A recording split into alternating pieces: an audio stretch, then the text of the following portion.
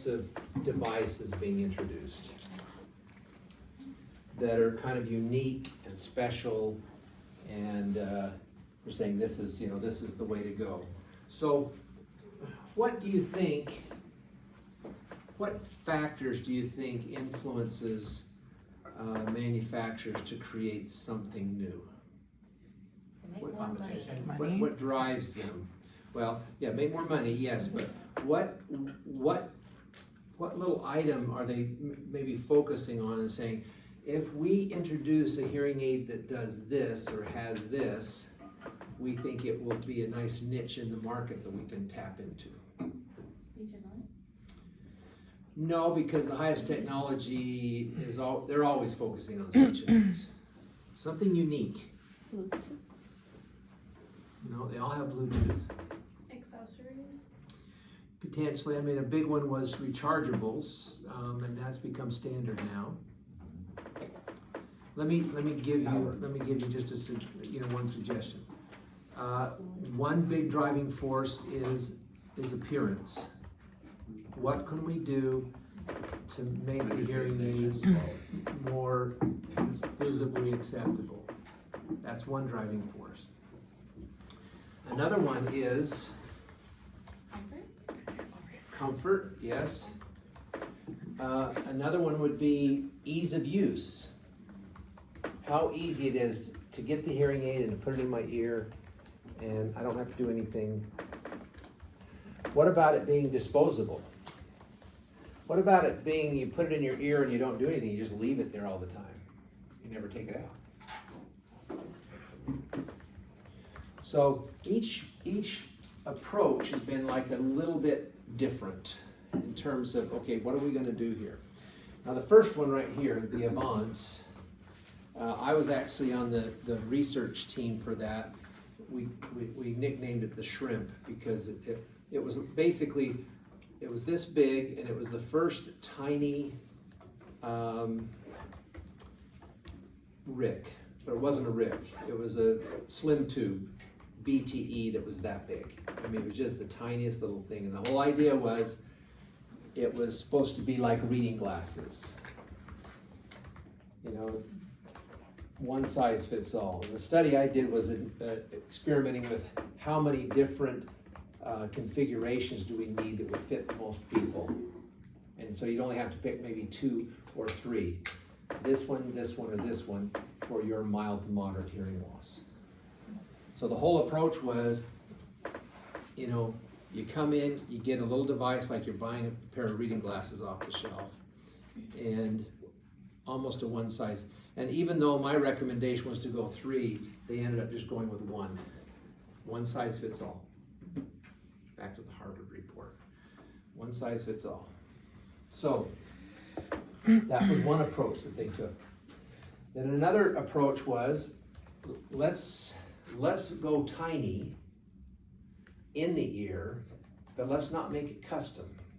We'll go modular, meaning we'll have just a little tiny device, and we'll have a little tiny soft sleeve around it that you can change the sleeves and fit one. And the whole approach was, see your audiologist at 4:30, hear the conversation at dinner at 7:30.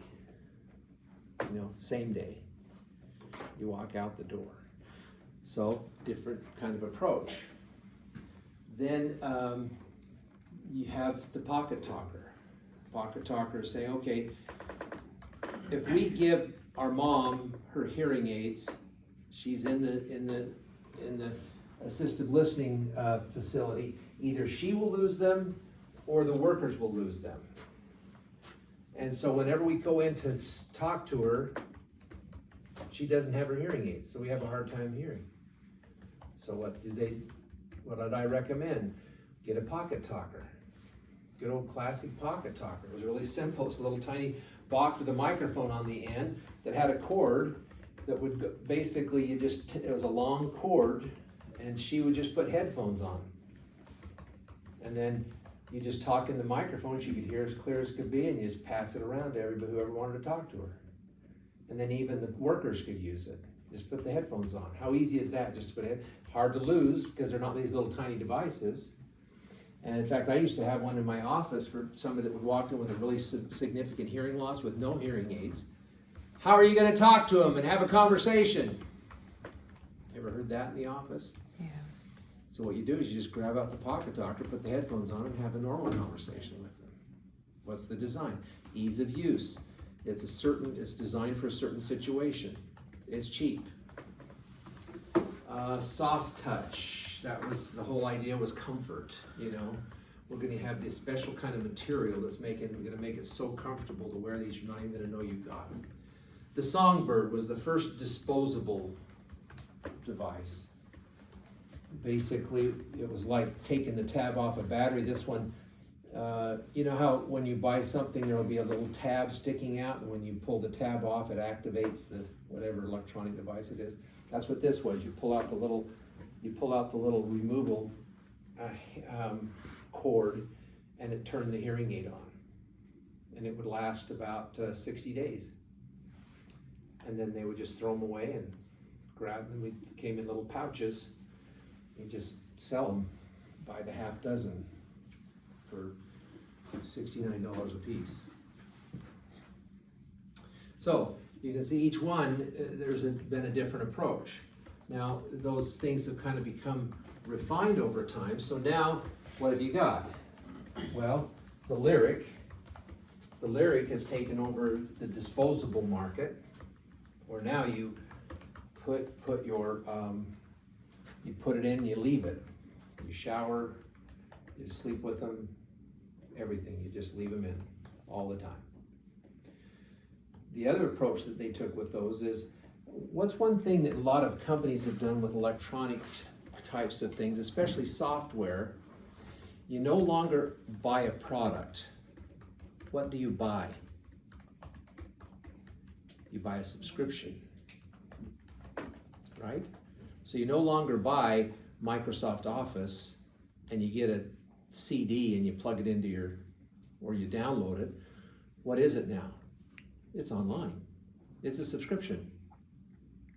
I just got my bill last week for $99. See, smart, because now they just keep charging you to use it.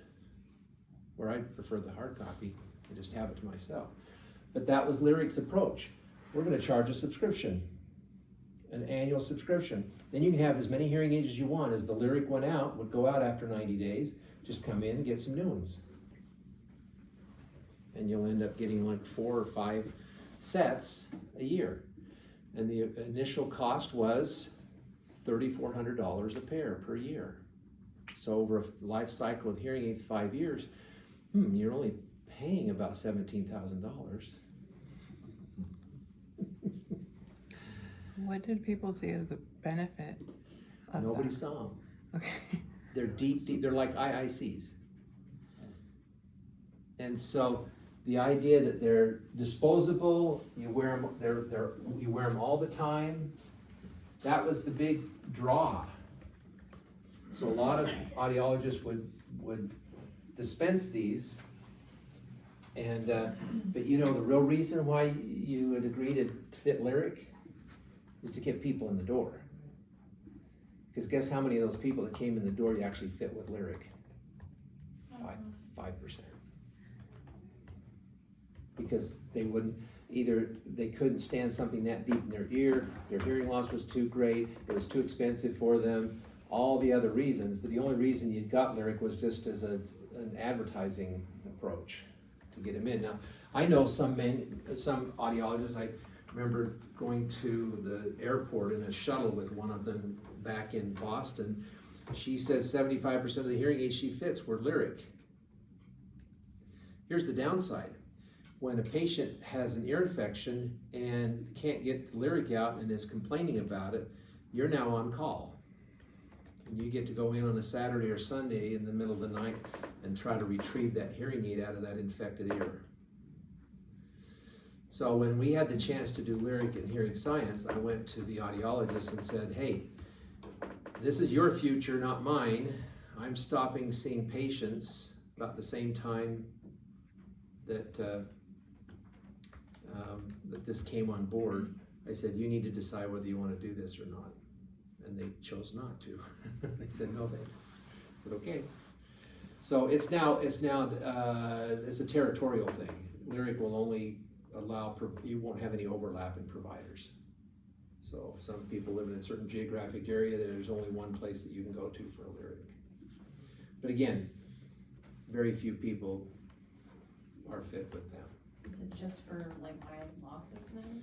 Yeah, pretty much. I mean, the quality of the hearing aid is very good, but it's mild to moderate because it's a CIC, it's an IIC, very tiny, they're little yellow devices. Has anybody seen Lyrics before? Yeah. And you have to actually have a special, because they're so deep and they don't have any removal handle. You've got these little tiny wires on the outside of it where you have a special tool that you go in and you latch onto it to pull it out. So usually most patients that wear them don't remove them. They actually have to come into the audiologist to remove them. So one more thing for you to do. The downside is the reimbursement to you. You don't make nearly as much money on a year's subscription of Lyrics than you do fitting them with just a regular pair of hearing aids. You make the money over time. So that's a different model. It's a subscription model, and it's with a disposable product. So that was the Lyrics approach. Now, I just went to a Palm Springs hearing seminars over the weekend. Well, I actually didn't go. They allow you to go online remote and Zoom in. The whole weekend was on OTCs and DTCs, direct to consumer, over the counter. And they had a lot of the manufacturers come. They talked about all the history of it and the things we talked about at the beginning of the semester. And it was interesting to see how some of these OTCs are saying, hey, we want to partner with audiologists. We don't want to just have these hearing aids sitting on the shelf in the pharmacy. They actually had a couple pharmacists come and present and talk about what are they going to do. What if a patient comes in with and buys some OTCs and they go to the pharmacist and say, how do I put these in? How do they work? Pharmacists. Have you ever seen pharmacists and what they're doing? Have you ever gone to a pharmacist and seen how busy they are? Do you think they have any 1 minute of time to sit down and teach a patient how to put hearing aids in? Not going to happen.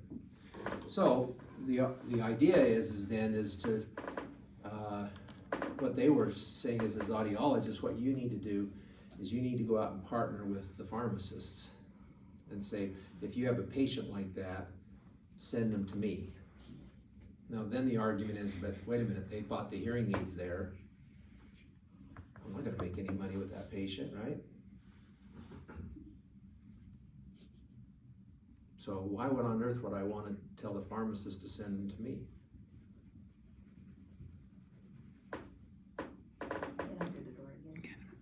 Yeah. And get them through the door. Maybe Yes. they'll want something else.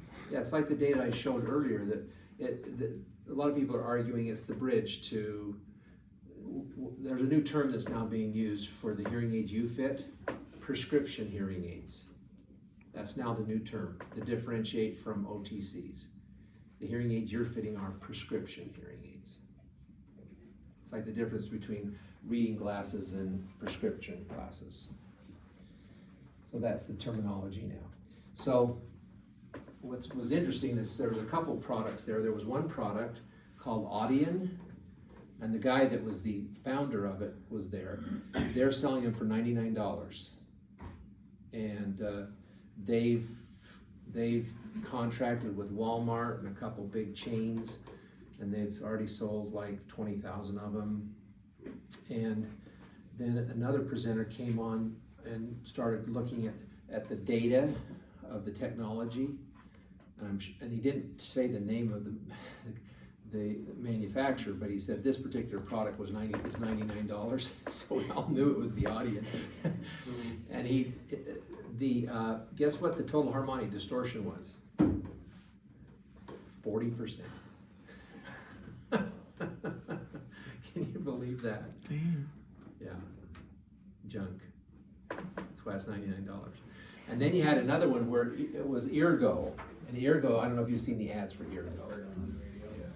Yeah, let me show a picture of it too. Just saw that somewhere, like Target. Oh, really? Yeah, Yeah, I let's- think so. But Here what we go. is it though? Do you adjust the gain on these or like, how does that work? Well, see, here's the thing, is there's so many different categories. They broke it down into like 6 different categories where you have the direct to consumer, the hearing aid absolutely does nothing, it's self-fitting. All you do is you just buy it, it comes in the mail, the person puts it in the ears, and you don't do anything. No programming, no nothing. All the way to you have the over-the-counter where you're actually, they have audiologists on staff that you call and they walk you through the process. And even some of them, you can actually program the tone quality and the gain through your phone. So huge. Guess how many OTC companies there are now? 55.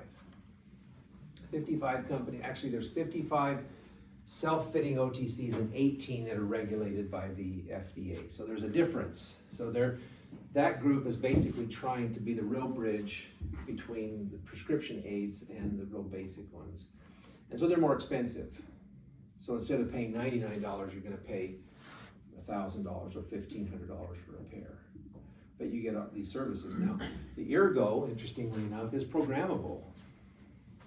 So this actually is a design that they're saying, we're gonna do all the marketing, but we want you as audiologists to sell these in your office, because you can program them. But the downside of that is people can also just buy them. So then the whole discussion was, okay, do we charge patients as they come in, they bought their hearing aid somewhere else? Yeah, we'll see them, we can come in, but we're gonna charge them a fee for service, our services. So that's kind of the latest thing, the something new now is all these OTCs, all the direction's been going to that. See, we've talked about PSAPs, right? We talked about PSAPs, we talked about hearables. They're just different names for kind of the same thing. They're for normal hearing people. So you make the sound louder, but you have normal hearing, but they're hearing aids, really. Where these are actually over-the-counter hearing aids and are designated as such. So anyway, this is just kind of shows you, oh look, tonight get up to $600 off. It's a week-long Cyber Monday. What? They're calling it their Cyber Monday sale. Yeah, starting at Last 16 week. to 50. So you can see that these are pricey. These are pricey hearing aids.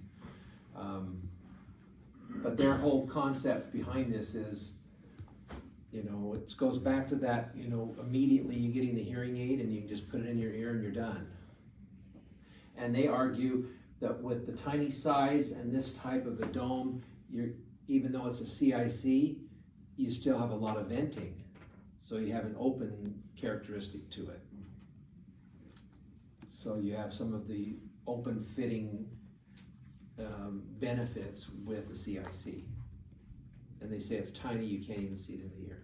So, anyway, yes? With something like the Lyric, because the audiologist has to take it out and replace it, is there more of an instance of like impacted wax and Yes. stuff? Okay. All sorts of problems. So that's what you have to live with the Lyric. You either have to go all in, or you have to basically use it as a vehicle to get people in the door, and then you switch them to something else.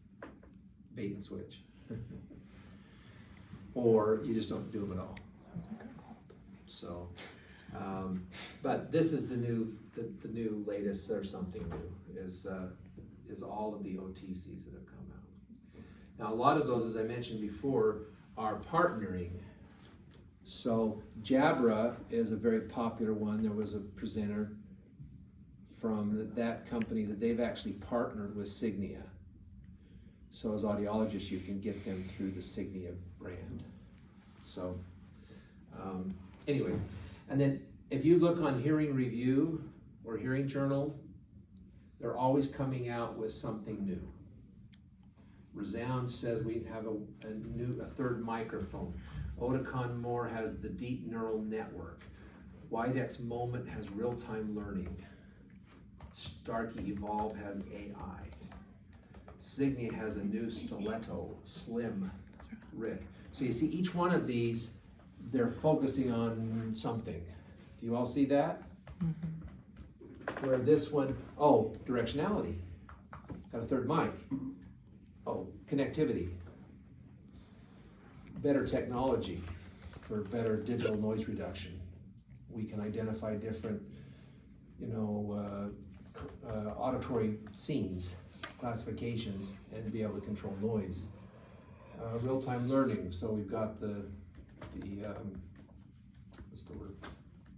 Help me. AI, but it's, Smart learning. yeah, smart learning hearing aids. AI, same thing, and then this is what? Design, style, appearance. So what you have to do is you see all these new products coming in constantly, that some of them will stick and they'll be there for a while, others will come and go. But you have to kind of look at them and say, okay, what is the item that makes this particular product unique, and is it worth it to me? Is the appearance, is the disposability, is the technology, is it worth it for whatever they're introducing? Because these are marketers, these are companies that are selling products, and they'll do what they can to expand their line. It's just like cookies. What am I going to do with cookies? Well, we got 100, 200 different flavors, but then what? If you don't want cookies, then you're not going to come to me, right? So what do I need to do? Give you what you want. What? Give you what you want. Give people what they want. What do they want? Well, what can I do? In a bakery. Pie. Give them muffins. Brownies. Muffins. Savory pies. Savory pies, you heard about it. Did we talk about that already? Yeah. Savory pies. I can't wait. They're delicious, by the way. Chicken pot pie. Cordon bleu. You know, the barbecue mac and cheese, for some people that doesn't sound good, That sounds but really it is delicious. In a pot pie, in a hand pie. Do you think you'll sell them next semester? I sure hope so. Are we gonna We'll see. decide? Wait, I've Yeah, you might be. No, I do some think taste they're testing. making something else now. Oh, And they also have introduced cookie dough bites. They have a bag of cookie dough bites that are delicious. It's just cookie dough. good. Yeah. I like Really those. good. And cinnamon rolls. So what are we doing? We're expanding our offering. That's what the manufacturers are always doing. They're trying to expand, but the trigger points is, okay, where do they expand? And what are the trigger points? Appearance, technology, convenience, comfort, and then they take off. Okay, any questions about something new? Always be on the lookout for these new things, types of technology.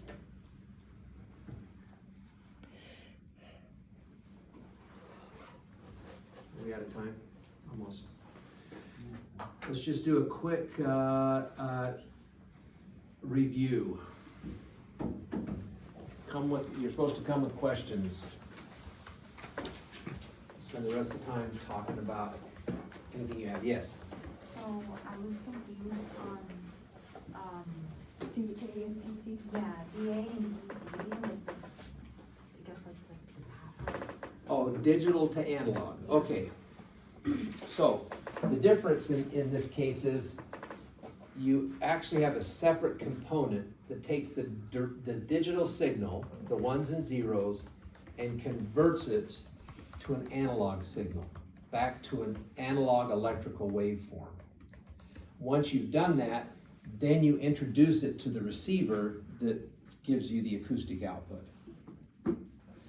The direct to digital, the digital direct is basically saying, instead of taking a D to A and converting it back to analog, we're going to take that direct signal, that 0 to 1, and we're going to integrate it with the receiver, getting rid of one component so that we can take that digital signal and convert it immediately so it becomes an acoustic output. So for D to A, it's like analog to binary code to acoustic signal, and then D to D is just digital or, digital Binary to- code to analog to acoustic signal. The D to D is just binary code to an acoustic signal, Okay. yes. Okay, other questions?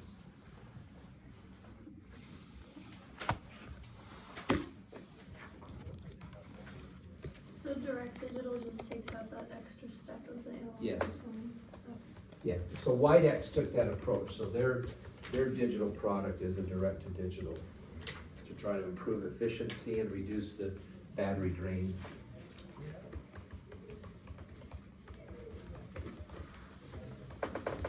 Yes, Do you mind going over, like, the transposition and like frequency shifting and Okay. frequency compression?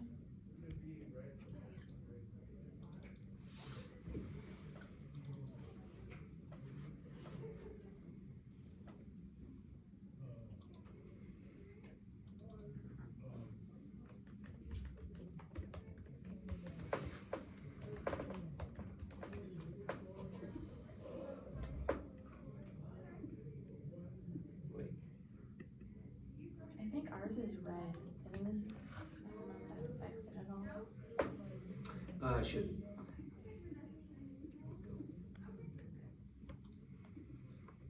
All right, frequency lowering technology.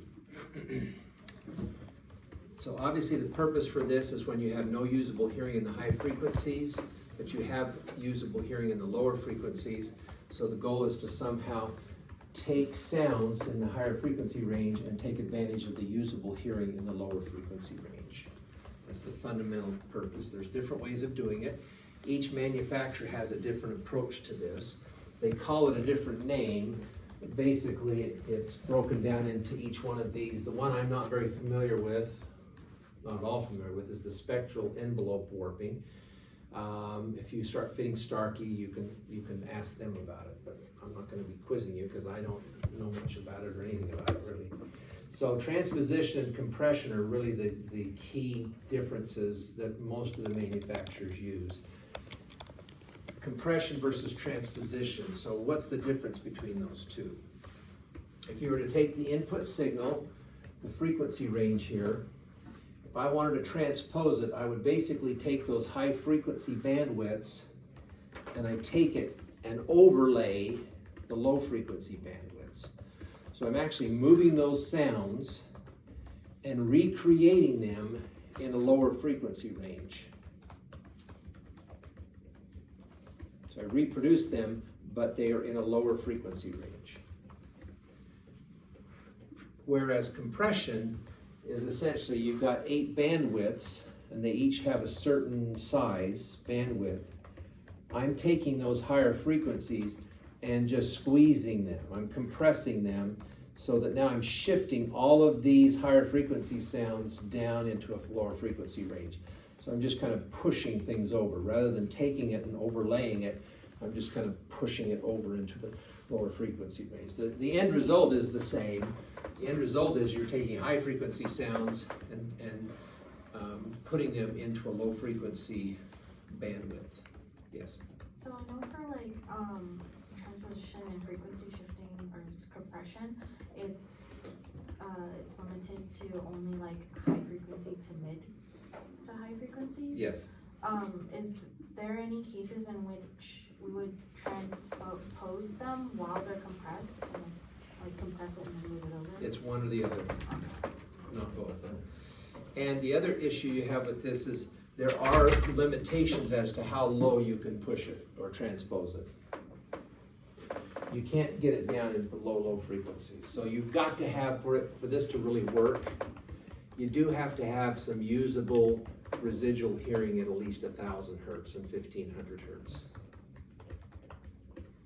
If you have normal hearing at 250 and 500 or mild loss, and then you drop off dramatically so that you're down at 1,000 hertz, you're clear down to almost no usable hearing. A frequency lowering hearing aid is really not going to work for you because you can't transpose it that low. So you really have to start looking at a cochlear implant. Yes? For compression and transposition, is there one where the sound just sounds better, or are they pretty much the same? Yeah, they both sound crappy. Okay. They do. For the impaired person, it sounds great because they're actually hearing sounds that they normally don't hear. But for you as a normal hearing person, they don't sound good at all. Okay, other questions? I have a question. Just because in my notes I had just question marks by it, could we retouch notch filtering and how that's working?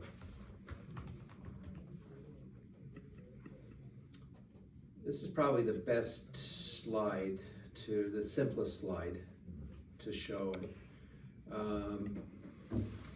In essence, no, this is not the one I wanted. This is not gonna show it, sorry. We're talking about feedback suppression. This is really this slide. Feedback typically occurs in the peaks of the response. So you'll have certain peaks, predominantly higher frequency, 2,000, 3,000, 4,000 hertz is where you're gonna see feedback taking place. So that's where there's enough sound that leaks out of the ear and back into the microphone and is re-amplified. And typically that occurs right where there's the greatest amount of amplification and happens to be a peak in the amplification. So that's what engages the feedback. Well, the hearing aid is able to identify where that frequency is, what it is. It can identify, oh, the feedback is occurring because of this peak or this extra gain at 2,500 hertz, for example. Because it can identify it, then it's saying, okay, well, we're just going to cut the gain at 2,500 hertz and get rid of the feedback. So in essence, that's what it's doing right here, is it says, okay, this is where our feedback is, this is what's causing it, and so we're just going to notch that out. We're just going to take a notch and just filter it right there. We're just going to cut it. And if you have a lot of bandwidths, it's much easier. It's very effective because you're isolating it to a very narrow band, and the impaired hearing impaired person, cannot tell that you even notched it because it didn't take that much away from them. But if you don't have very many bands, when you start notching it, the notch becomes much wider and can potentially be much deeper because the feedback manager in the software, all it cares about when it's doing its test is to get rid of feedback, regardless of how big the notch is. It's going to create this big, huge, wide notch, and it's going to drop at 12 dB. And it's saying, okay, as far as the software is concerned, it's saying, I fixed the feedback, but to the sacrifice of gain. And so then that's when you come in and say, oh, that kind of drop's unacceptable, because immediately the patient's going to say, where'd the sound go? And then you have to look at other alternatives you can't use. Even though you have this nice notch filtering technology, it's not enough. You have to start occluding the ear. Yes? Is there like an attack and release time for that? That's a very good question. Wow. It doesn't really factor in because it's on all the time. Okay. See, in other words, what you do is when you engage the feedback manager, it's on all the time. It's always monitoring constantly. And when it senses that there's feedback, it immediately engages the filtering. So in terms of engaging, I don't know if there's a attack and release because it's really kind of active all the time. What you ought to do sometimes is just notice the difference of the effectiveness of it. The easiest way to notice the effectiveness of it, let's say you have the gain turned all the way up and the sound, a good full sound, just turn the feedback manager off. And the hearing aids will immediately start to whistle. So it'll show you, okay, this is what I'm getting without the filtering system. And how much I'm compromising, so. Okay, Other questions?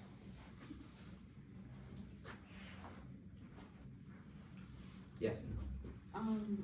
For the microprocessor and when we're doing a PS, digital signal processing, for the microprocessor, I know that there was digital delay, Yes.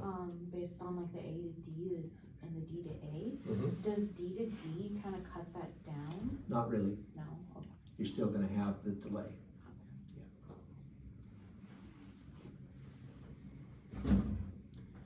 Fortunately, that digital delay is acceptable to the patient. Most patients won't even notice that. And they adapt very quickly. So you just don't get that complaint. It's fast enough. Yes. For the radio bands and frequencies, do you want us to know the exact frequency range for each category? Yes, that's the choices that the multiple choices that I'm going to give you will show what frequency band, and it'll probably, if I recall, let's see, it'll likely say very high frequency and then give the bandwidth as well. So concentrate on the ones that are of interest to us.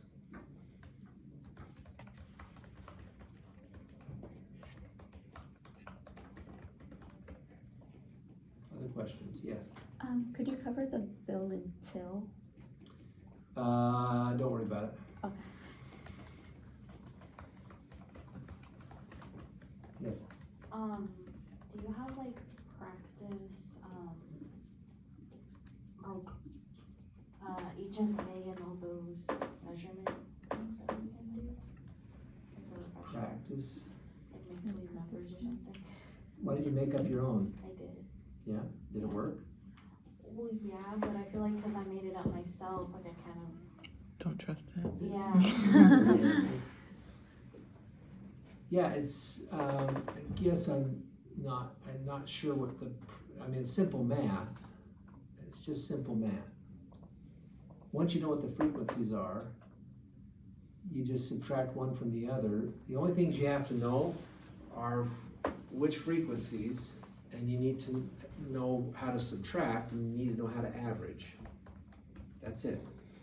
It's real basic, real straightforward.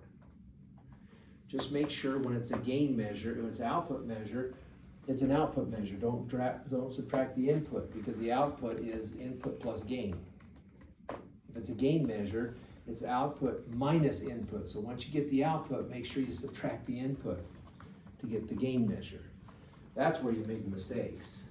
The mistakes were made because you didn't know what the frequencies were and you didn't subtract for the gain measures. Those were basic errors that just require you to study and memorize all of the parameters of each of the tests. Yes? What about doing practice ratios or more? Okay, we can do that. Let's do that.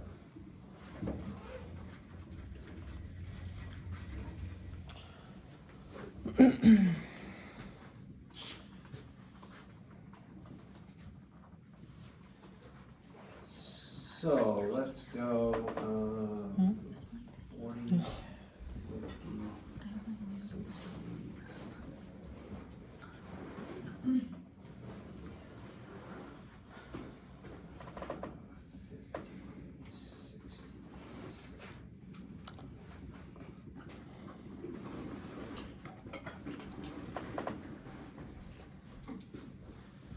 Okay, so if I were to say this hearing aid with a 50 dB input has 30 dB of gain. Okay, I'm going to write that down. 50 dB of input has 30 dB of gain. So right here, 30 dB of gain.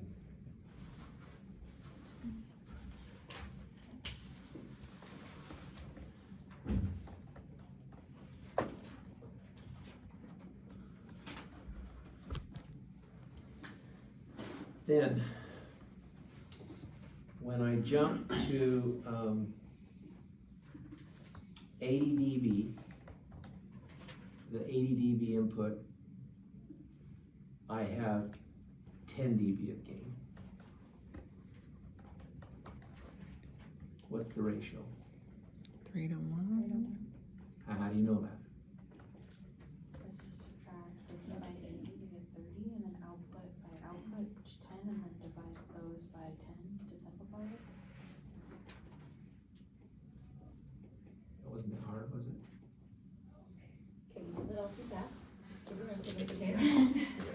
You go up 30. You got go up 80 10. here, so here's the issue.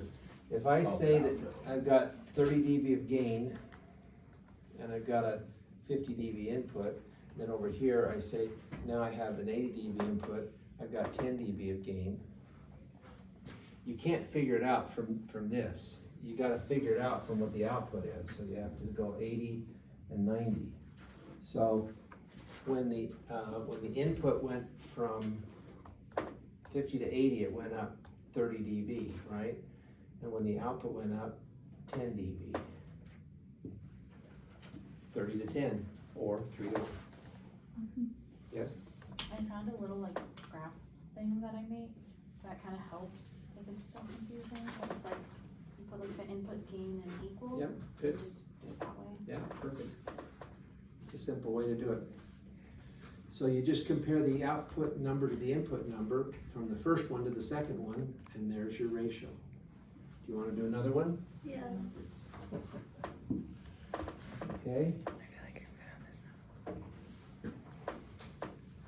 See if I can make it harder.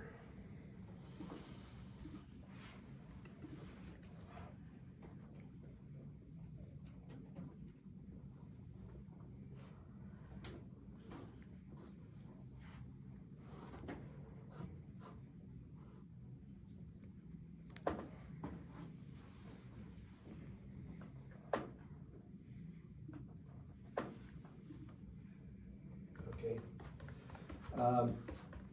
I've got a 40 dB input and I've got 40 dB of gain.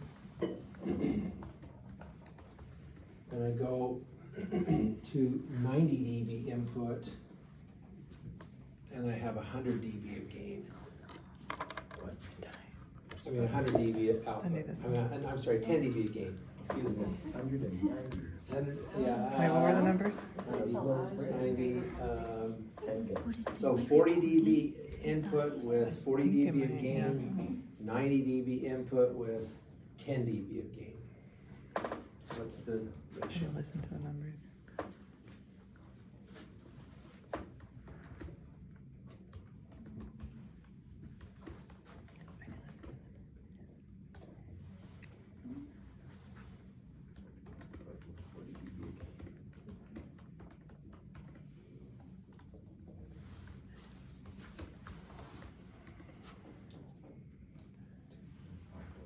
What is it? 2.5 to 1. Oh, Very good. How do you get that? 5 to 2. Yeah, 5 to 2. What's 5 to 2? 50, It's 2.5 to 1. Okay. Well, if for example, if he gave us that, we put 5 to 2. 2.5 to 1. Okay, So just divide by 10? The ratio always has a 1 in it. Yeah, so then- What? So you're comparing So- 50 to 20, you just divide by 10? Yeah, Okay. and then you divide by 2. Do you always Divide by divide by 20. 10? Pardon me? Are you always gonna divide by 10 initially with that?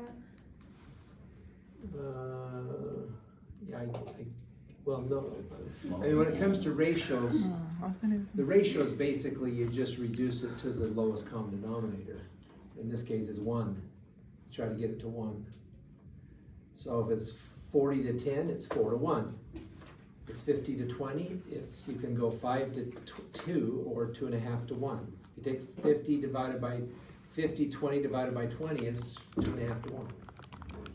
Would we be wrong if we said 5 to 2? Yes, Okay. because that would be one of the choices.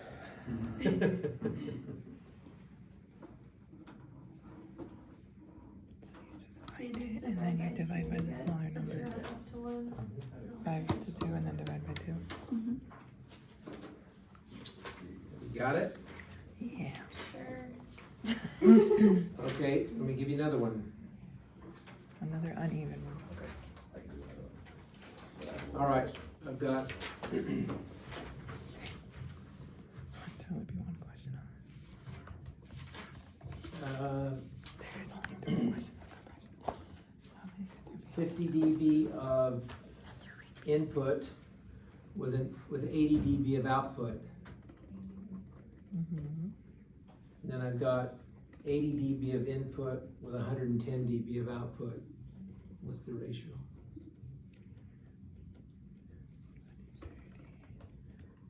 Sorry, what was the second? 1 to 1? One, yeah. 1 to 1? 80 with 110. Yep, 1 to 1. it's a linear slope.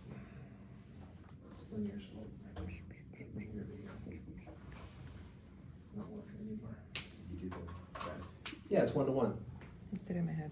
In other words, the input went up 30 dB, the output went up 30 dB.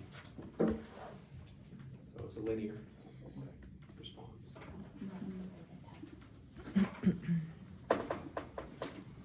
Okay, what else? Quick question, it has nothing to do with compression or anything, but it was on resolution sampling. I got a little tripped up when we're talking about like the bits. Yes, So I know that higher sampling rate is like more fidelity, yes, but it's like all the numbers, like the 2 times 2 times 2 times 2 Yes. times 2. That kind of confused Do me. we have to He was know like breaking all those- it up. Okay. He was just No. he was showing you Just- how the bits, more bits, the more clarity. Oh, It's just so a if- sample. Yeah. Okay, so like the 2 is representing the 0 and the 1, and then however many bits, okay. And just the big idea that Yeah. more is better. And Yes. the bits are like the word, it's the information, okay. and things that you do need to know is how does it apply to the dynamic range of the output of a hearing aid? And how we have to use a preamp in order to enhance that. I gave you some dBSPL numbers that you need to know. And you also need to know what the standard frequency resolution is in the hearing aid. You had that on Kahoot, which was 16K.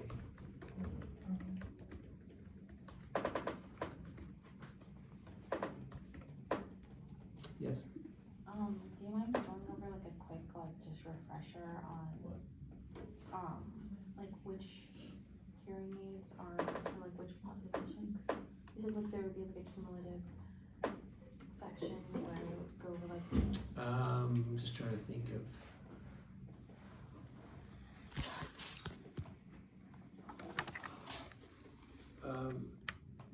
Some of what we did there was more of an introductory to next semester, kind of just a carryover, because we're gonna spend a lot of time looking at audiograms and doing hearing aid selection next semester, so it's really not on this exam.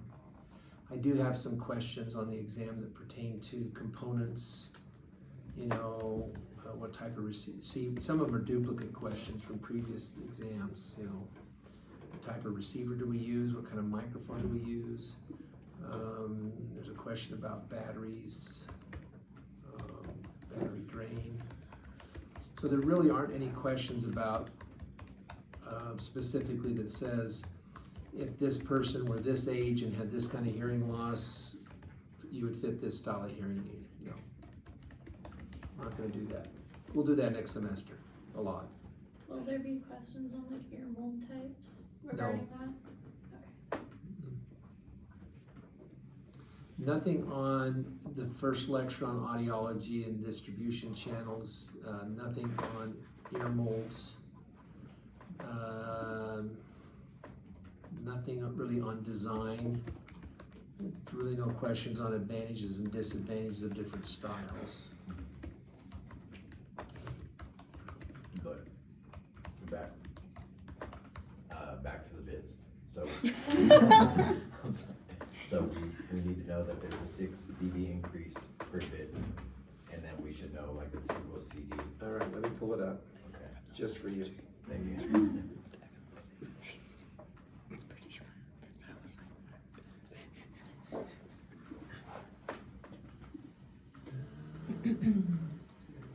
This one? That's, You sure? yeah, I think it's straight up again, like slide 2 No. or 3 or 2. Yes. So that bottom paragraph. Yeah, so essentially what they're saying is every bit results in a 6 dB increase, so you have dynamic range. So in essence, to get to that 16 bit transition or 16 bit resolution, it gives you 96 dB SPL. It's basically what it's saying. So,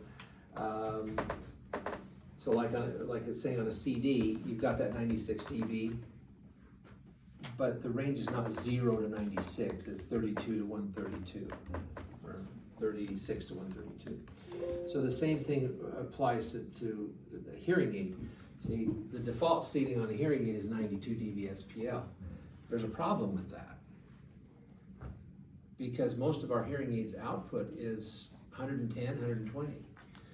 So the only way that effectively we could actually use the digital processor is by changing the range of the processing to be more similar like a CD player, which means that you can't turn it all the way to 0.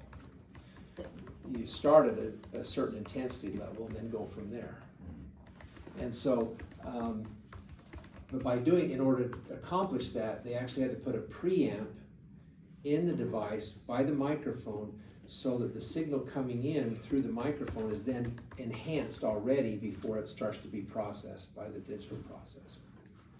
That allows us to increase the range of the amplification up to as much as 115 dB.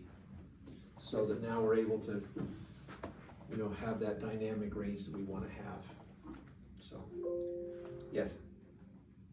Is there another Cahoots or anything? Like, No, you've had them all. Okay. Anything else? We're out of time. Thank you. Anything else? Do we get cookies next week? You're gonna need cookies to get through the exam. Yeah, Maybe a savory pie. for sure. Maybe a pie, yeah. We'll see. Chicken pot pie. What time did we say? 9:30. 9:30. Like Yeah, everywhere. 9:30 to 11:30, so don't